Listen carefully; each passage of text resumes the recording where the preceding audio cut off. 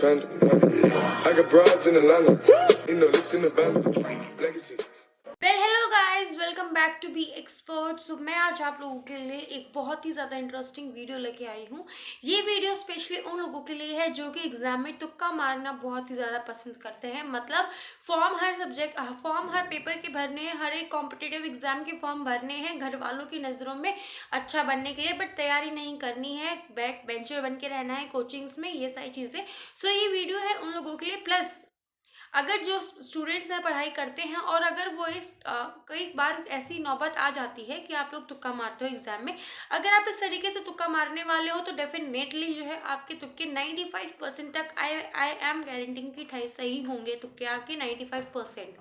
सो अगर आपने मेरी वीडियो नहीं देखी है कि हमें किस तरीके से क्वेश्चन पेपर अटेम्प्ट करना चाहिए, क्या सही तरीका होता है जिससे कि आपके पास ना तो टाइम की कमी हो एग्जाम के दौरान और ना ही कोई और चीज़ आप प्रॉब्लम आपको फेस करनी पड़े, तो वो मेरी लास्ट वीडियो थी, प्लीज़ उसे जाके ज़रूर चेक कीजिएगा। क्योंकि अगर आप उस वीडियो को चेक करके आते हो, अच्छे से देख के आते हो, उसके बाद ही आप इस वीडियो को जो है अपनी लाइफ में इंप्लीमेंट कर सकते हो without wasting any time. So without wasting any time we are going to start from the video. So सबसे पहले आप लोगों को क्या करना है, वो क्वेश्चंस अटेम्प्ट करने हैं जो कि आपको आते हैं। हमेशा स्टार्टिंग में तुक्के मारने मत बैठ जाना, क्योंकि तुक्के हमेशा सही नहीं होते। जो डाटा मैं आपके साथ शेयर करने वाली हूँ वो बहुत सारी रिसर्च के बाद निकल के आया है। अगर आपको लगता है कि मैं बातें हवा में करती हूँ, सो प्लीज़ जाके खुद एनालिसिस कर लीजिए एग्जाम पेपर का। जिस भी किसी एग्जाम पेपर का एनालिसिस करने बैठोगे आपको ये सेम पैटर्न दिखाई देखने को मिलेगा। सबसे पहले हम बात करते हैं उन क्वेश्चंस की जिनमें आप तुक्का मारने वाले हो। उन क्वेश्चंस को आप हमेशा एंड के लिए छोड़ के रखिए। स्टार्टिंग में तुक्का मारना जो है सही नहीं होता। ठीक है। ओके, सबसे पहली चीज आपको इस बात में ध्यान रखना है कि अगर आप ऑब्जेक्टिव ऑब्वियसली तुक्का आप ऑब्जेक्टिव पेपर में ही मारने वाले हो, तो उस 4 ऑप्शंस में से कोशिश कीजिए कि आप सबसे पहले एक ऑप्शन को एलिमिनेट कर दीजिए। ठीक है। या तो आप एक ऑप्शन को एलिमिनेट कर लीजिए या फिर एक ऑप्शन को आप सेलेक्ट कर लीजिए। यही एक प्रोसेस होता है तुक्का मारने का। ठीक है। अगर आपको एलिमिनेशन समझ नहीं आती है, मैं आपको बता देती हूँ। एलिमिनेशन आप इस तरीके से कीजिए कि कोई भी सपोज आपके पास एक क्वेश्चन है, उसमें अगर आपको एक हटके ऑप्शन दिख रहा है, ठीक है, तो आप उसे उसे एलिमिनेट कर दीजिए। क्योंकि 95% चांसेस ऐसे होते हैं जो ऑप्शंस हटके होते हैं वो आंसर्स नहीं होते, क्योंकि एग्जामिनर को पता है ये चीज़ अलग से दिख रही है कि इन सब चीज़ों से अलग है, तो ये आंसर लोग सोचेंगे कि ये आंसर है, तो वो लोग इस पे जो है टिक मार के जाएंगे। बट ऐसा नहीं होता है। आपको जो हटके चीज़ दिख रही है यानी कि और दिख रहा है कुछ, तो आप उसे एलिमिनेट कर दीजिए। दूसरी बात आती है कि अगर आपको कुछ समझ नहीं आ रहा क्या आप क्या एलिमिनेट करें, तो अगर किसी क्वेश्चन में जो है नन ऑफ द अबव या फिर ऑल ऑफ द अबव में से कोई एक ऑप्शन है, तो आपको वही ऑप्शन टिक करना है।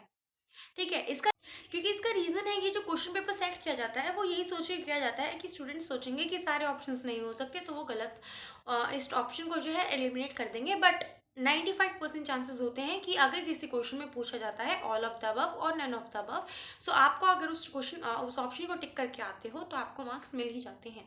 ठीक है। आप ना किसी भी पेपर को एनालिसिस करके देख लीजिए, आपको 95% क्वेश्चन जिनमें ऑल ऑफ द अबव और नन ऑफ द अबव है, उनमें से यही ऑप्शन सही होता है। बहुत रेयर ही चांसेस होती हैं जो है आपको कोई और ऑप्शन मिल जाए। ठीक है। उसके बाद आती है बारी कि आपने अब एलिमिनेट कर दी हैं 2 ऑप्शन। सपोज आप किसी क्वेश्चन से 2 ऑप्शन जो है एलिमिनेट कर देते हो, उसके बाद आपको क्या करना है। बेसिकली जब 2 ऑप्शन हट जाते हैं तो पहले ही आप ना अपने माइंडसेट को तैयार कीजिए कि अगर जो बचे हुए 2 ऑप्शन है आप उसमें चॉइस कर लीजिए कि कौन सा सही ऑप्शन है। मैक्सिमम चांसेस ऐसे होते हैं, अगर आपने वो क्वेश्चन पहले कहीं पढ़ा है, ठीक है, तो आपके दिमाग में आ ही जाएगा कि बी या सी में से कौन सा ऑप्शन सही है। ये बात हमेशा ध्यान रखना कि जो है अगर आपको लगता है कि अगर आप कोई चीज़ एलिमिनेट करना चाहते हो, तो हमेशा या तो वो ए ऑप्शन होना चाहिए या फिर वो डी ऑप्शन होना चाहिए।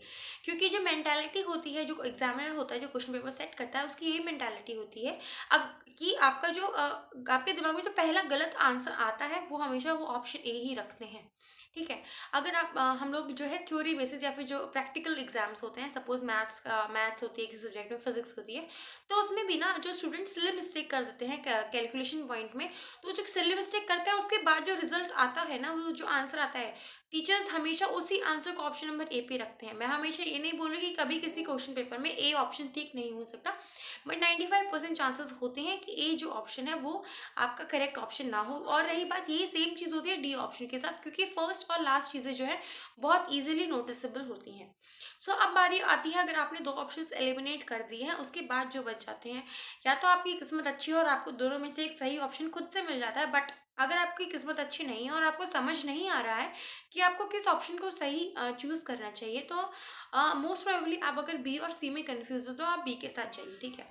क्योंकि ये भी ना एक एनालिसिस से ही पता चला है कि जब भी इंसान बी और सी में तुक्के मारता है, ठीक है? तो मैक्सिमम नंबर ऑफ क्वेश्चंस बी ही होते हैं जिनका करेक्ट आंसर होता है, ठीक है? करेक्ट आंसर्स की प्रोबेबिलिटी हमेशा ज़्यादा बी की तरफ होती है। अगर हम बी और सी में बात करें, कोई 50-50% रेशियो नहीं होता, 70-30% होता है। अगर आप लोगों को लगता है कि जो है 30% लॉस में जा रहे हैं, तो एक फायदे का सौदा नहीं है, तो आप हमेशा ये बात ध्यान रखना, कभी लॉस में नहीं जाओगे, हमेशा एग्जाम पढ़ के जाना, ठीक है? सो 70 और 30% का रेशियो होता है अगर आप बी ऑप्शन चूज करते हो तो 70%। सो उसके बाद बारी आ जाती है अगर आप तुक्का मार लेते हो और अगर आपको लगता है कि जो बी और सी भी नहीं है, तो राम भरोसे जय माता दी करके कोई भी ऑप्शन लगा देना, ठीक है? सो अगर मैं आप लोगों को लगता है कि मैंने जो आपको ये तरीका बताया है ये इफेक्टिव है, तो सबसे पहली बात हमेशा ध्यान रखना, ठीक है, कि आप लोगों को अगर पता चल गया कि तुक्का कैसे मारते हैं, इसका मतलब ये नहीं है कि आप पढ़ के नहीं जाने वाले हो। आपको प्लीज़ अपनी स्टडीज़ पे फोकस रखिए। मैं आपको हर एक वीडियो में बोलती हूँ, स्टे पॉजिटिव। जब तक आप एग्जाम सेंटर में बैठ के, मतलब वो होता है ना, प्रेशर कुकर में जितना प्रेशर होता है ना सीटी आने से पहले, उससे ज़्यादा प्रेशर एक स्टूडेंट के दिमाग में होता है जब वो एग्जाम में बैठता है, ठीक है? अगर आप अपना प्रेशर जो है रिड्यूस करना चाहते हो तो please from the starting of the day आपको पढ़ना शुरू करना है। ये नहीं सोचना है कि कितने साल बाद एग्जाम है या फिर कितने दिन बाद एग्जाम है। सो अगर आप लोग पढ़ लेते हो, अगर कोई भी क्वेश्चन ऐसा है जो आपको नहीं समझ में आ रहा है कि कहाँ से एकदम बिल्कुल out of the syllabus question हो, ठीक है, तो आप इस टेक्निक को ज़रूर यूज़ करना। मोस्ट प्रॉब्ली 95% चांसेस होंगे कि आपका क्वेश्चन जो है वो ठीक हो इस टेक्निक के बाद। I hope you like this video. अगर आपको इस वीडियो में कुछ भी अच्छा लगा हो, इंटरेस्टिंग लगा हो, आपको कोई नई चीज़ जानने को मिली हो, तो प्लीज़ कमेंट सेक्शन में अपनी राय ज़रूर छोड़ के जाना। अगर आप लोग बी एक्सपर्ट पे नए हो और इससे पहले अगर आपने कोई मेरी और वीडियो नहीं देखी है, तो अगर आप इंटरेस्टेड हो तो आप प्लीज़ मेरी पुरानी वीडियोस जाके ज़रूर चेक कीजिए। आपको बी एक्सपर्ट पे स्टडी रिलेटेड, माइंड रिलेटेड और आप बहुत सारी चीज़ें आपको वीडियोस मिलती रहती हैं, मोटिवेशनल प्लस।